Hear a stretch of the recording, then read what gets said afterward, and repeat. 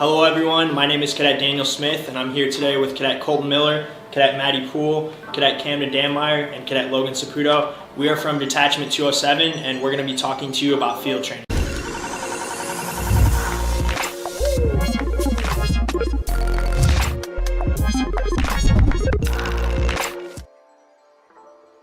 Rule number one, vitamin gummies, Yes. or vitamin tablets, whatever you want to call them. If you go to your flight every single night and you bring those, it just raises the morale across the board.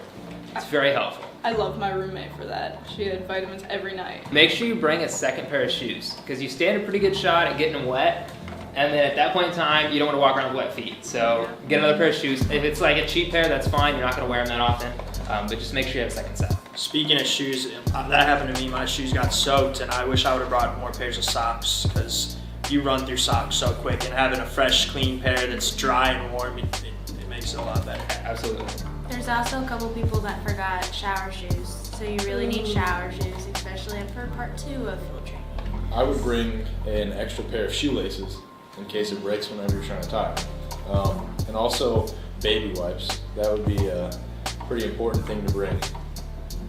I definitely recommend face wash, deodorant, and gallon like Ziploc bags to put your FTM in, because ours got destroyed. If It you was don't so bring wet. deodorant, everybody's Yeah. not going to be pleased. But don't bring Axe spray, because we had someone spray that and it destroyed our hallway. It was awful. Febreze. Some places you'll stay might start smelling pretty bad after a while. So if you bring Febreze, that definitely The helps. fabric Febreze. Yeah, that. Yeah. Another thing that helped, because I got blisters the first day, and I had like foot powder, and that helped dry my foot out, so that was a good thing. Make sure to laminate your FTM.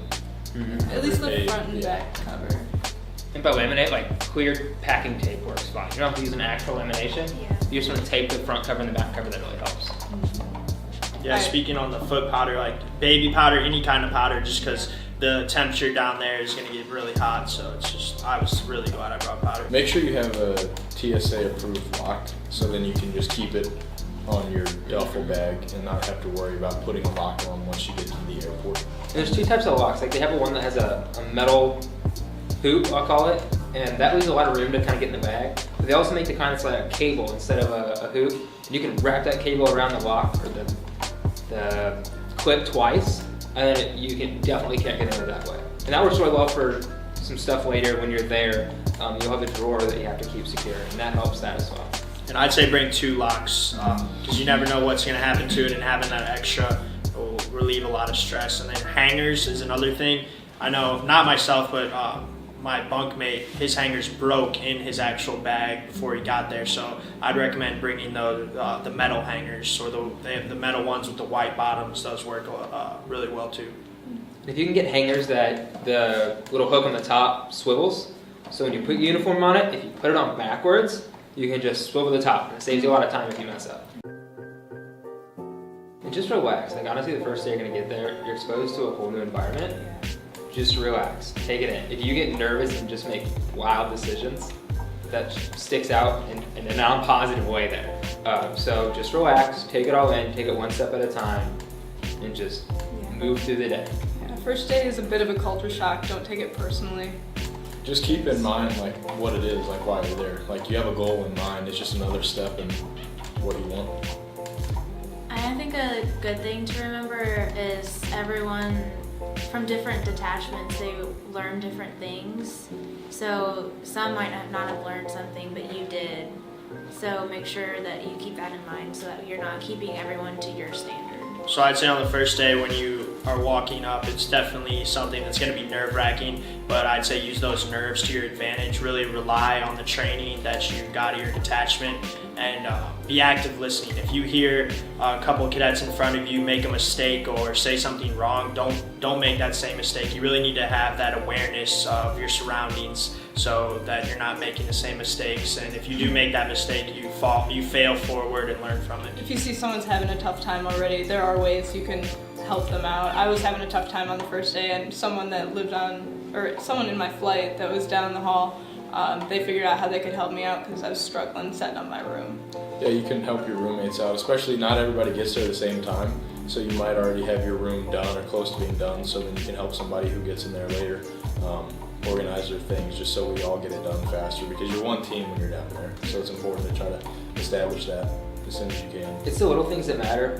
Like my roommate, he was from Virginia Tech, and he showed me something that you tie the ends of your shoestrings, like put a little knot in them, and their shoestrings will never come out of your shoes. So like your boots, for example, if you're in a hurry to put them on one morning, you can really pull the laces to open up so you can put your foot in the boot. If you pull it too far, you pull the laces out of the eyelets, and then that takes a lot of time to like find the lace and get it back in. But if you put a little knot at the end of the shoelace, I still do it to this day, you never have to worry about it, it's not gonna come out. I kind of enjoyed as soon as you got off the bus, because it makes you feel like you're actually doing something with the military, rather than just being Put it out there. rather than just being at your detachment. It's fun. Yeah, I wasn't actually nervous until I got to the dorms, and that's when it hit me. I was like, oh, this is what's happening. You have people who show up and just have terrible attitude the entire time, and it doesn't go well for them. You have people who care, you can tell they cared right off the start, and that can make all the difference. You might not be the best at everything that you do, but if you care about it and you work towards it, that can be the difference between doing extremely well and doing, in the mediocre range. So make sure you care. You need to care anyway for the end goal of this. We'll do that. So, as you guess, you'll probably be waking up early. So just wake up with some motivation and like act like you want to be there, because if not, it'll really show. And just feed off of the energy of your flight mates. Be the example. So when you wake up, like for example, every time I woke up, tell my bunkmate, he was always the bunk above me, hey, you're gonna rock it today, man, or anything along those lines, because that gives him the motivation to do well. Do it to your whole flight, and if you have a high motivation level and you really want to get going, and that shows everybody else. It's kind of like if one person's down, it brings everybody down. Yeah. If one person's hyped up and ready to go, it brings everybody up. And the same thing goes at night. So whenever you go to bed, if you get some time in there, like go around your flight and say, hey, good job today. Even if it was a really bad day for them, still, go say, hey, good job today, you're doing great. And that's motivation for them as well. So if they feel a little better about themselves and how the day went, they're gonna be in a better mood. That better mood translates to the entire flight being in a better mood. So it's not just about you, it's about the entire flight. The flight has to succeed for you to succeed. And that's the mission, the flight succeeds. Yeah, definitely just a backpack off that. You're gonna wake up early, and it's gonna be all day long until you go to bed and your head hits that pillow. So it's really just bringing that high energy, the high positivity to everyone around you. You're gonna have these little moments throughout the day where you might be able to make your flight mate smile or something like that if you notice that he or she's having a bad day. And just make sure you pay attention and make them smile. Enjoy yourselves down there. And take every opportunity to get to know your flight mates more, because that's probably the last time you'll see them maybe. So definitely take those opportunities. I know me and my roommate, every night we would fist bump, we're like, 7 more days. And so that was kind of a little countdown that helped us get through it. Have confidence, know and be confident of your command presence, but also just be an active follower, because you're going to be doing tasks throughout the day where you need to be a follower at times and then you need to be a leader. So just being able to recognize that will really help you out. Don't throw your flight mates under the bus. Yeah, know the difference between being helpful and stepping on toes. We would have a flight mate just raise their hand and say, don't forget to turn left in 20 feet. And it's like, do you think the squadron commander or flight commander cannot see that? It was kind of bad. It's all about a flight mentality. So you might have somebody who's not necessarily an aggressive leader, or not even a very good leader, and they just need practice at it. Don't throw them under the bus. Help them out. This is a learning experience for everybody. So if they're struggling with leadership, do things as a follower that can help them be a better leader.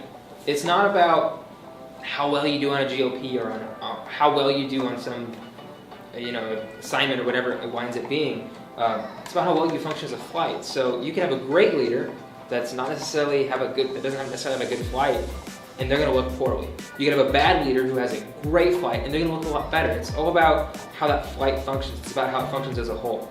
So as a follower, help your flight commander out. Help the person in charge out. Do what they ask. Make suggestions without stepping on toes. And there's always a tactful way of doing that. No matter what position you are in your flight that day, always be thinking about what you can do to help your flight mates, and not necessarily, like you said, telling them to turn in 20 feet, but just be thinking ahead in case they do get stuck, then you can help them out and you can move along quickly. Think about the type of follower that you would want. If you were in charge, how would you want somebody to follow you?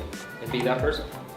And this is like the time to step out of your comfort zone. I know that's something I kind of regret not doing. So make sure you like take those chances, do those things that you wouldn't necessarily think that you would do. Challenge those weaknesses that you have, because that will just show that you know that that's your weakness and you're working on it, and so it'll just make you look like a better leader. Yeah, definitely. Cadre at our detachment told me before I went to field training a couple years ago to take calculated risk. That doesn't mean do something stupid or unsafe. It just means think about creative ways to step out of your comfort zone and take that calculated risk, like Cadet Poole was saying. It's like, don't be afraid to fail. Everyone fails. That's just how it goes. But it's the fact that you took that initiative and that effort to even try in the first place. And that's how you become successful. It's like anything else in life. You're probably going to fail the first time you do it. Be able to fail, be able to move on, and learn from it. That's what makes progress. And that's a big thing, like make sure you move on from it. Don't sit on that like one thing, like, oh, I did really bad on that, or I like just do that and then move on from it. Don't let that be in your mindset for the rest of the training. You only got 14 days. You don't have, that is not enough time to be down for a day or feel bad for yourself for a day. It's about performing and helping your flight perform. So take that initiative and take that opportunity. That's all we have for you today. We hope you enjoyed the video and learned a lot. If you have any questions, we ask you to comment below, and as always, like and share this video and also subscribe.